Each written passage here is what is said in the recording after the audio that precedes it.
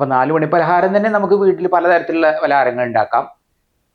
ആവിയിൽ വേവിച്ചിട്ടുള്ള പലഹാരങ്ങൾ, അതുപോലെ എണ്ണയിൽ വറുത്തിട്ടുള്ളതൊക്കെ പലതരത്തിലുള്ള പലഹാരങ്ങൾ, ഓരോന്നും അതിൻ്റെതായ ഒരു രുചിയാണ്.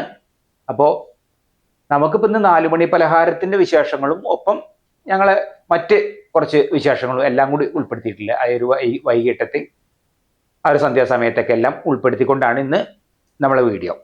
അപ്പോൾ ഇന്നത്തെ വീഡിയോ ഇവിടെ ആരംഭിക്കായി. നമ്മുടെ വ്യൂസ് വിത്ത് രാജൻ യൂട്യൂബ് ചാനലിലേക്ക് എല്ലാവർക്കും സ്വാഗതം.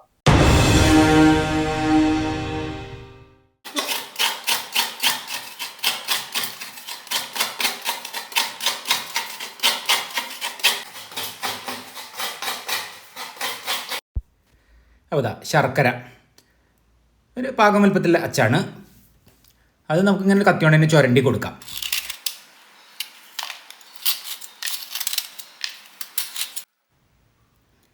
ശർക്കര അണ്ടച്ചെടുത്തിട്ടുണ്ട്. പിന്നെ ലേശം അവിൽ,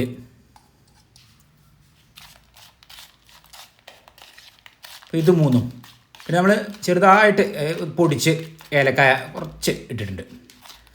ഈ 4 ചേരുവകൾ അതവിടെ നിൽക്കട്ടെ. നമുക്കിതാ ഇനി ഗോതമ്പ് പൊടി നമുക്കൊന്ന് കുഴച്ചെടുക്കണം. 3 എണ്ണമാണ് ഉണ്ടാക്കുന്നത്.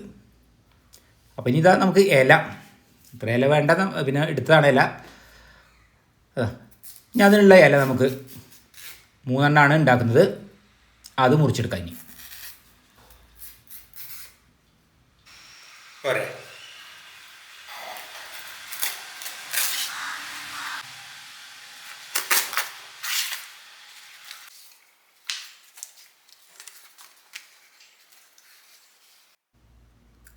ഇനി നമുക്കതിൽ എണ്ണ പുരട്ടാം. പിന്നെ ഇല വാട്ടും ചെയ്യാം. നമ്മൾ ചൂടത്ത് ഇത് വാട്ടിയിട്ടില്ല.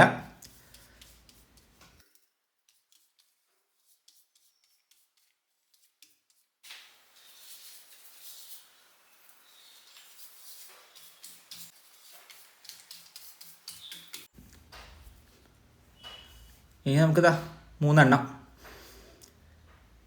ഓരോന്നിലായിട്ട് ചെറുതാക്കി അങ്ങോട്ട് വെച്ച് കൊടുക്കാം. ഇന്നിപ്പോൾ ഏതായാലും നമുക്ക് 4 മണി പലഹാരത്തിന് ഇവിടെ വീട്ടിൽ തന്നെ ഉണ്ടാക്കുന്ന ഗോതമ്പ് ഇലയുടെയാണ്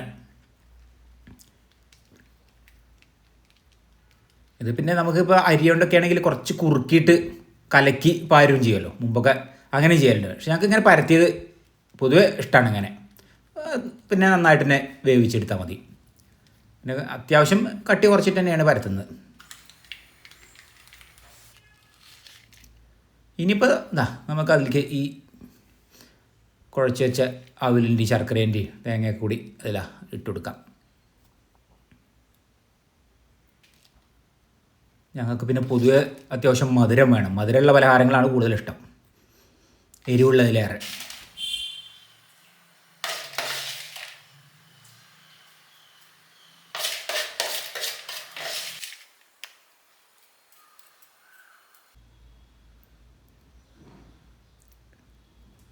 അപ്പോൾ അതൊക്കെ എല്ലാവരും ഒക്കെ നിറച്ചു. പിന്നെ നമുക്ക് ഇല മടക്കി ഇനിയിപ്പോൾ ഇത് വേവിച്ചെടുക്കുകയാണ് വേണ്ടത്.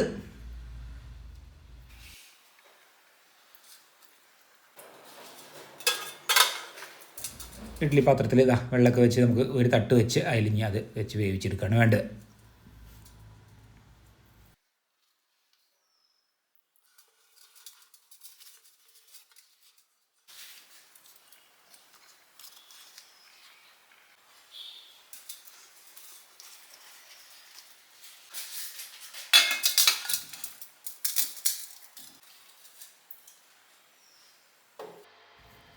അപ്പോൾ ഇത് ഇനി വേവട്ടെ. ഇപ്പോൾ വെന്തിട്ടുണ്ട്. അതിൻ്റെ ഇടയിൽ ഒന്ന് നോക്കും ചെയ്തിരുന്നു ഞാൻ. അപ്പോൾ അത് വെന്ത തന്നെയാണ്. നല്ലപോലെ വെന്തിട്ടുണ്ട്.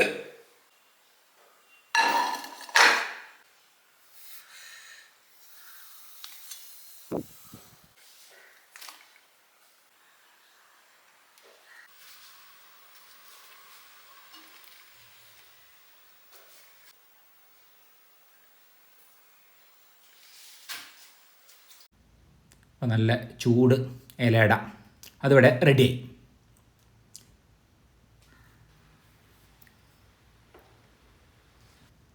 അപ്പോൾ ഏതായാലും കഴിക്കേ. അമ്മയ്ക്ക് 1, എനിക്ക് 2 ആണ്. 3 ഉണ്ടാക്കിയത്. അമ്മയ്ക്ക് പിന്നെ 1 കഴിക്കുള്ളൂ. പിന്നെ ഇപ്പം ഇതാ നല്ല ശർക്കര കാപ്പിയാണ്, കട്ടൻ കാപ്പി. അതാണ് ഇതിക്ക് നല്ല ചേർച്ച, ചായയിലേറെ. അപ്പോൾ കാപ്പി ഗോതമ്പിൻ്റെ ശർക്കരയുടെ അതാണ്.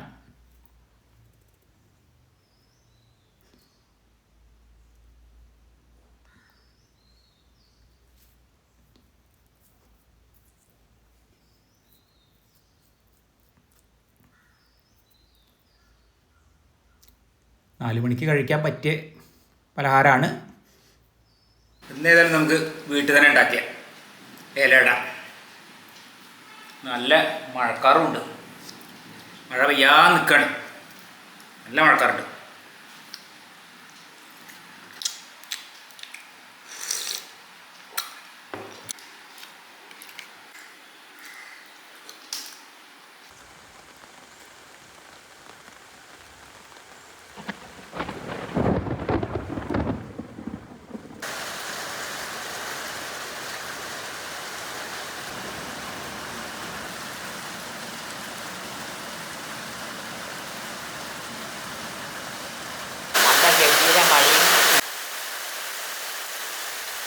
അപ്പോൾ നേരം സന്ധ്യയായി, വിളക്ക് ഒക്കെ കൊളുത്തി. ഇനിയിപ്പോൾ നാമം ചൊല്ലായി അമ്മയ്ക്ക്. അത്യന്തമായുള്ളൊരാപത്ത സൂര്യരാൽ നിത്യം മുഴുത്തു കഴിവില്ലാഞ്ഞു ശക്തനായി വന്നു പിറന്ന ദശരഥ പുത്രരാം ശ്രീരാമനാരായണ. ആനന്ദത്തോടനുജന്മാരും താനും വാനോർപുരിയിൽ വളരും കാലം ദീനതയോടൊരു മാമുനി താൻ ചൊല്ലാൻ പോയൊരു ശ്രീരാമനാരായണ. ഇഷ്ടത്തിൽ മാമുനി താൻ ചൊല്ലാൻ പോകുമ്പോൾ ദുഷ്ടതീ തടയാ തൻ്റെ കൊന്നു മുട്ടിക്കിടന്നൊരു യാഗത്തെ രക്ഷിച്ചു ചട്ടറ്റ ശ്രീരാമനാരായണ. ഇടറ്റ കല്ലമഹല്ലയ്ക്ക് മോക്ഷവും താനേ കൊടുത്തു മിതിരവൊക്കു കേടറ്റ വില്ലു മുറിച്ചു കല്യാണവും ഘോഷിച്ച ശ്രീരാമനാരായണ. നാരായണ ഹരേ നാരായണ ഹരേ നാരായണ ഹരേ നാരായണ.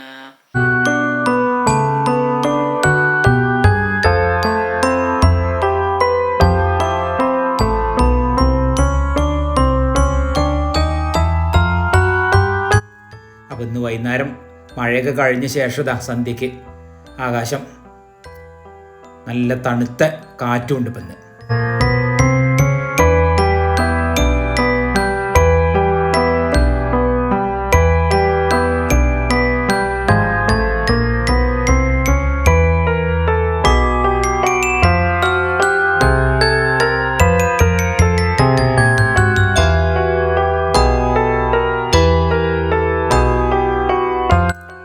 ഇനിയിപ്പോൾ ഒരു 7 മണി മുതൽക്ക് 9:30 വരെ അമ്മയ്ക്ക് സീരിയൽ കാണലാണ്.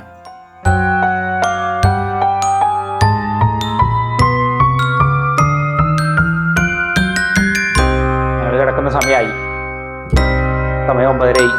ഞങ്ങൾ ഏതായാലും കിടക്കുകയായി.